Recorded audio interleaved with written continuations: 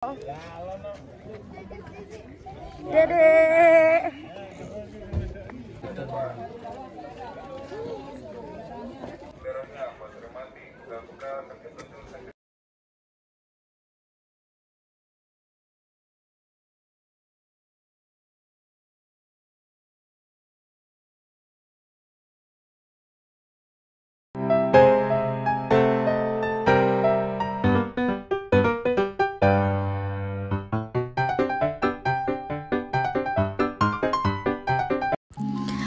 Hai, welcome back to Ovita Channel yang berisi tentang edukasi, kuliner, dan rekomendasi wisata keluarga yang pastinya TOP banget. Nah teman-teman, sebelumnya kita sudah trekking ke Sunan Ibu. Siapa yang sudah nonton videonya? Nah video ini adalah lanjutan kita trekking dari Sunan Ibu turun ke bawah ke wisata Kawah Putih. Sebelumnya kita sudah membeli tiket ya teman-teman, include Sunan Ibu. Tapi teman-teman kalau yang mau ke Kawah Putih aja bisa banget dengan menggunakan ontang-anting ya, dengan HTM-nya. Untuk wisatawan Nusantara Rp63.000 per orang. Untuk wisatawan mancanegara Rp122.000 per orang. Nah jika teman-teman gak mau naik ontang-anting atau mau bawa mobil sendiri ke atas Kawah Putih, bisa banget cukup membayar Rp31.000 per orang untuk wisatawan Nusantara dan Rp90.000 untuk wisatawan mancanegara. Namun teman-teman, kendaraannya itu kena charge lintas hutan Kawah Putih yaitu Rp179.000. Nah jadi teman-teman bisa menentukan apakah mau naik ontang-anting atau mau bawa kendaraan sendiri ke atas. Nah di sini kita sudah masuk di kawasan Kawah Putih. Namun kita belum turun ke kawahnya ya teman-teman. Dari gerbang Kawah Putih kita harus berjalan dulu sekitar 500 meter kira-kira untuk turun ke Kawah Putihnya. Sebelum kita lanjut teman-teman, jangan lupa ya like, komen, dan subscribe-nya bagi yang belum subscribe, karena subscribe itu gratis. Nah walaupun kita belum menuruni anak tangga untuk menuju ke Kawah Putihnya, di sini aroma belerang sudah sangat menyengat ya teman-teman. Makanya tempat wisata Kawah Putih ini tidak direkomendasikan untuk penderita asma atau gangguan pernafasan, karena akan sangat beresiko untuk penderita asma dan gangguan pernafasan tersebut.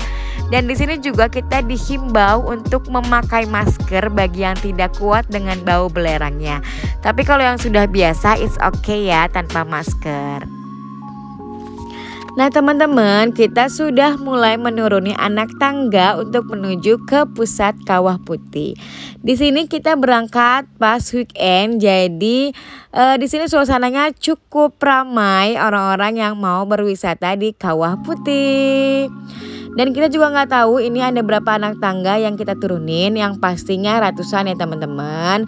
Jadi kalau yang teman-teman bawa lansia, untuk lansianya itu sudah disediakan spot untuk melihat pemandangan Kawah Putih dari atas tanpa menuruni anak tangga tersebut. Dan di sini juga kita banyak banget bertemu wisatawan mancanegara nih, bule-bule. Ternyata enggak wisatawan lokal aja ya yang berwisata ke Kawah Putih. Jadi Kawah Putih ini sudah menarik nih wisatawan mancanegara untuk berkunjung juga ke sini.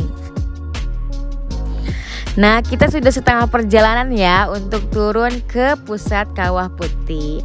Nah teman-teman, Kawah Putih ini adalah sebuah tempat wisata di Jawa Barat yang terletak di Desa Alam Endah, Kecamatan Rancabali, Kabupaten Bandung, Jawa Barat, yang terletak di kaki Gunung Patuha.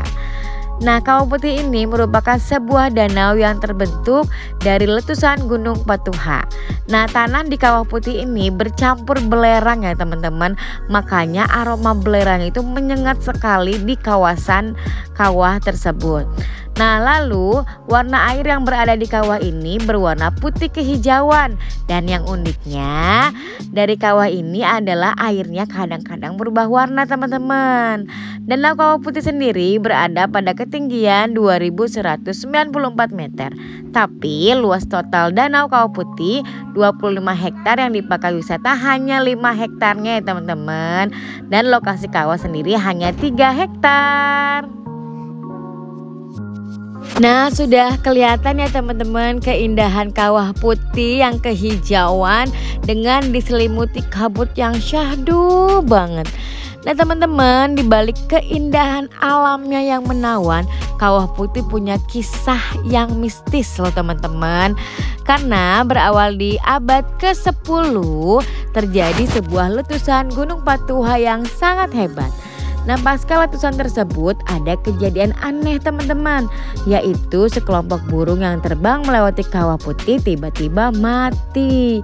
Nah, karena hal tersebut penduduk setempat menganggap bahwa kawasan Kawah Putih ini merupakan kawasan yang sangat angker. Nah, mereka beranggapan bahwa di Kawah Putih ini adanya kerajaan jin teman-teman. Nah, berita keangkeran Gunung Patuha ini akhirnya sampai ke telinga seorang cendekiawan Belanda, yaitu Dr. Frans Wilhelm. Dan pada tahun 1837, Dr. Frans Wilhelm berusaha untuk melawan mitos yang membuat orang enggan mendaki Gunung Patuha. Ia menemukan alasan mengapa burung-burung yang enggan melintasi Gunung Patuha dan mati ketika melintasi Gunung Patuha itu karena di kawah yang terdapat di puncak gunung mengeluarkan aroma belerang yang sangat menyengat sehingga bisa membuat burung-burung tersebut mati. Nah, selepas penemuan tersebut, maka Dr. Frans mendirikan pabrik belerang yang bernama Zwavel Uitgiening Kawah Putih. Nah, teman-teman, jadi sebelum menjadi wisata Kawah Putih, dulunya kawasan ini adalah pabrik belerang. Hasil ditemukannya sumber belerang oleh Dr. Frans Wilhelm tadi. Dan semenjak tahun 1987 oleh PT Perhutani Persero Unit 3 Jawa Barat dan Banten, barulah Kawah Putih ini dibuka menjadi tempat wisata yang sangat populer hingga saat ini teman-teman.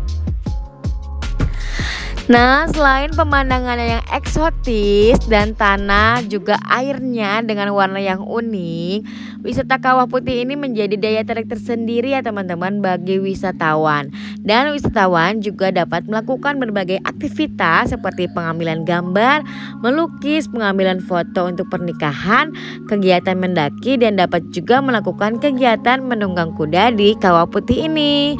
Tapi teman-teman, ada beberapa yang harus kita perhatikan di Kawah Putih ini karena ada beberapa hal yang dilarang untuk dilakukan di wisata kawasan Kawah Putih ini. Nah, adapun larangan yang ada di kawasan Kawah Putih ini, yang pertama teman-teman, tidak boleh berenang. Jangankan berenang ya teman-teman, menyentuh airnya pun tidak boleh. Dikarenakan air di sana mengandung unsur sulfur yang tinggi dan memiliki kadar keasaman yang tinggi dengan pH berkisar 0,5 sampai 1,3. Nah, adapun efek samping jika kita terkena air sulfur tersebut adalah sensasi terbakar dan tersengat, gatal dan kemerahan, kulit menjadi kering, juga mengelupas dan mengakibatkan iritasi pada kulit. Karena memang airnya di kawasan Kawah Putih itu betul-betul air danaunya ya, maksudnya betul-betul menarik perhatian karena dia itu berwarna hijau kebiruan. Dan yang kedua, kita dilarang berlama-lama di lokasi kawah. Waktu yang direkomendasikan dari pengelola wisata yaitu 15 menit. Kenapa tidak boleh berlama-lama? Karena bau belerang yang cukup menyengat. Dan di sekitar situ juga tidak ada penjual makanan dan minuman ya teman-teman. Karena yaitu aroma belerang yang menyengat, ditakutkan makanannya itu terkontaminasi bau belerang tersebut. Dan di kawasan Kawah Putih ini kita juga tidak boleh berlaku tidak sopan dengan warga sekitar. Karena warga sekitar masih mempercayai Kawah Putih ini merupakan tempat perkumpulan roh para leluhur. Dan juga di kawasan Kawah Putih ini dilarang membuang sampah sembarangan karena akan mengganggu kelestarian di sekitar lokasi dan wisata alam tersebut.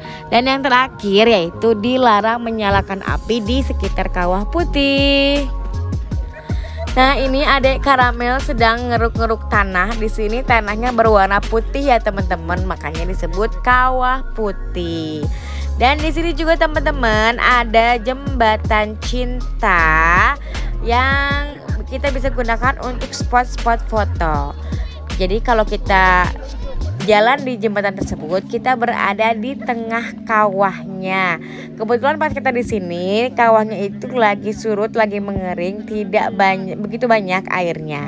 Tapi untuk kita melintasi jembatan cinta itu, kita harus dikenakan biaya sebesar Rp10.000 per orangnya. Gimana teman-teman? Masih recommended ya, masih worth it ya. Dengan harga Rp10.000 kita bisa melintasi Love Bridge di kawasan Kawah Putih Ciwidey. Nah, di sini teman-teman keren banget kalau buat spot foto, apalagi prewedding, dan banyak banget nih para fotografer lokal yang menjajakan jasanya. Dan ini kita difoto loh sama fotografer lokalnya. Untuk satu foto itu Rp10.000 sudah include diarahkan gayanya teman-teman. Murah bukan ya? Nah, jadi ini tidak dicetak langsung tapi dikirim lewat handphone ya, online, dan tidak dicetak. Jadi kita dikasih soft filenya. Nah teman-teman, seru banget bukan liburan ke Kawah Putih? Selain kita bisa menikmati pemandangannya, berfoto, juga kita bisa naik kuda di Kawah Putih. Dan teman-teman, ikonik di sini adalah domba lukutan namanya. Kenapa domba lukutan? Yaitu karena ada yang melihat ada domba tuh di atas puncak Gunung Patuha yang dipercaya warga sekitar itu adalah roh para leluhur yang sedang menjelma menjadi domba. Jadi di depan sini nih ada patung domba besar sebagai simbol kepercayaan warga sekitar. Oke teman-teman, jangan lupa like, komen, dan subscribe-nya supaya Alvita Channel lebih giat lagi upload video rekomendasi untuk kalian semua. Dan see you on the next video. Bye-bye.